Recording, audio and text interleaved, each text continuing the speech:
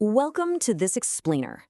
Okay, today we're diving into one of the most wild, deeply classified, and frankly mind-bending chapters in all of global espionage. Picture this. It's the height of the Cold War. The US and the Soviet Union are totally locked in this relentless struggle for global supremacy. But they aren't just stockpiling nukes or building stealth jets. No. For over 2 decades, the CIA, the Defense Intelligence Agency, and the US military actively funded, trained, and deployed psychic spies. Seriously, you heard that right. This wasn't the plot of some sci-fi movie. This was a top-secret, multi-million-dollar government initiative that eventually became known as Project Stargate. Okay, let's dive right into this.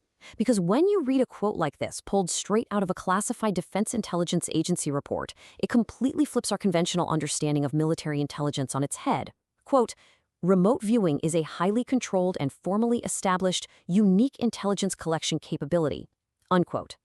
The government absolutely wasn't treating this as a parlor trick or some new age mysticism. They officially defined it as a unique intelligence collection capability.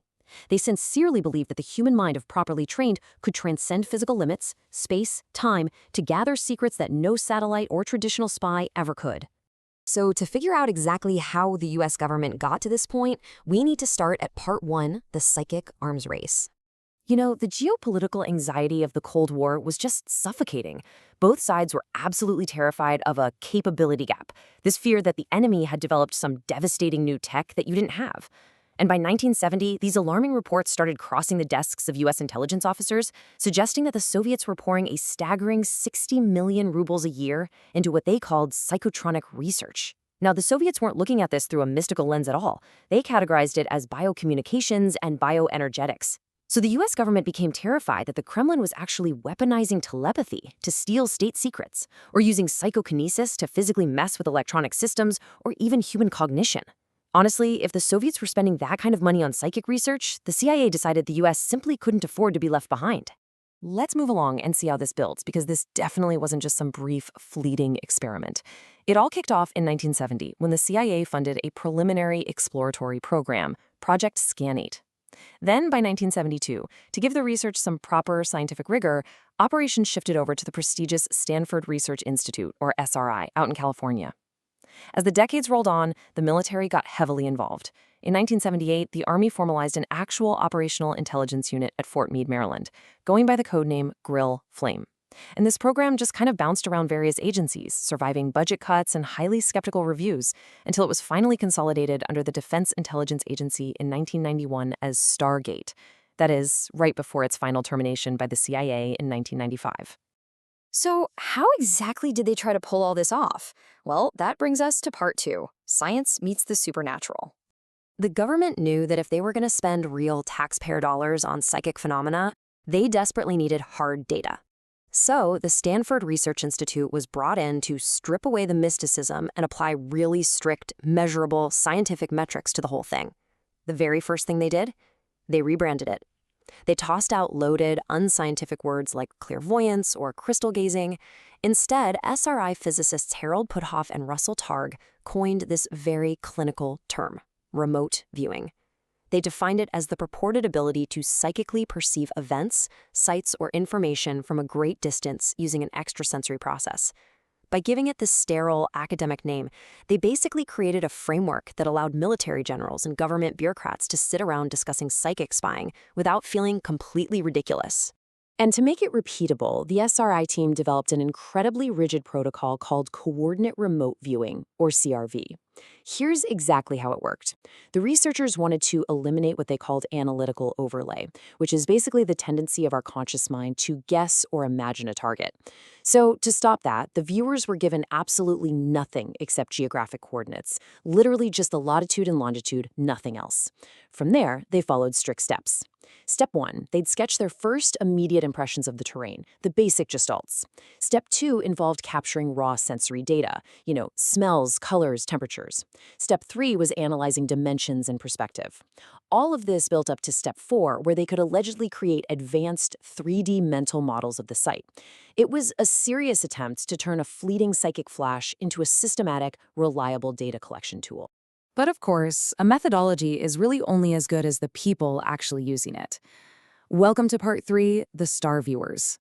Now, what's really interesting about this group is the sheer diversity of the people who came together to make this program work.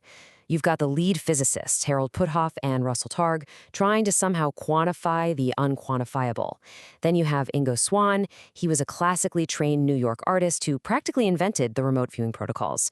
Add to the mix Pat Price, a former Burbank police commissioner who claimed to have exceptional abilities. And then you have guys like Joseph McMoneagle, a highly decorated, boots-on-the-ground Army intelligence officer. You literally had scientists, artists, and soldiers sitting together in dimly lit rooms, attempting to project their consciousness across the entire globe. And honestly, some of the results they produced in the lab were absolutely mind-bending. Just as an example, in March 1973, Ingo Swann was tasked with remote viewing the planet Jupiter. Now keep in mind, this is months before the NASA Pioneer 10 space probe actually arrived there. During his session, Swann explicitly described seeing a ring around the gas giant. This was a feature that was totally unknown to conventional science at the time. When the space probe leader confirmed the existence of Jupiter's rings, it absolutely stunned the researchers. Inside the program, they started calling these 8 martini results because the data was so staggering that everyone felt they needed to go out and drink 8 martinis just to recover from the shock. But, it's one thing to have a fascinating scientific anomaly in a highly controlled California laboratory, or to describe a planet out in deep space. It's an entirely different beast to apply that to national security.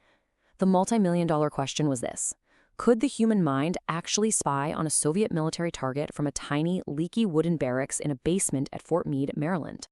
Well, according to the program's own files, the answer was sometimes a resounding yes. In 1974, remote viewer Pat Price was given a set of map coordinates and simply asked to describe what was there. He proceeded to draw these remarkably accurate sketches of massive cranes, gantries, and a full airfield. He had no idea, but he was actually describing Semipalatinsk, a highly classified, deeply secret Soviet underground nuclear testing site. When intelligence officers took Price's hand-drawn sketches and compared them to top-secret CIA satellite imagery, the correlation was shockingly precise. It was exactly moments like this that kept the funding flowing for over 2 decades. All of which brings us to part 4, the final evaluation. So as the Cold War finally drew to a close, the era of endless, bottomless defense budgets began to wane. The government naturally needed to know what exactly it had been paying for. Over 23 years, the United States had spent nearly $20 million, specifically $19,993,000, on Project Stargate and its predecessors. The CIA officially took over the program in 1995 and immediately contracted the American Institutes for Research, or AIR, to conduct an independent evaluation. They had to answer one fundamental question. After 2 decades and almost $20 million, was psychic espionage a viable, reliable intelligence tool, or was it just a really costly subjective delusion? When reviewers actually looked at the operational data, they found a deeply frustrating picture. Take a massive 1990 Army counter-narcotics test, for example, where remote viewers were tasked with tracking drug shipments. The results were split almost perfectly into thirds. About 31% of the time, there was a strong correlation. 34% of the time, some correlation. And 34% of the time, absolutely no correlation at all. So yes, there were these incredible, inexplicable successes, but the data was just wildly inconsistent. And as you can imagine, in the high-stakes world of military intelligence, inconsistency can get people killed. And this brilliantly illustrates the massive conflict right at the heart of that final 1995 evaluation. The blue ribbon panel they put together was deeply divided. On one side, you had Dr. Jessica Utz, a prominent statistician. She analyzed the data and concluded that the results showed a statistically significant positive effect of about 15% above chance. To her, the math proved that remote viewing was absolutely real. But on the other side, you had Dr. Ray Hyman, a psychologist and a known skeptic, who approached it completely differently. He argued that even if there was a statistical anomaly, it just didn't matter. He pointed out that the data produced by the remote viewers was consistently vague, totally ambiguous, and ultimately failed to provide the concrete, specific details needed to actually guide military operations. Ultimately, it was Dr. Hyman's operational argument that won out over Dr. Utz's statistical one. The final 1995 AIR report concluded with this rather damning statement: remote viewings have never provided an adequate basis for actionable intelligence operations.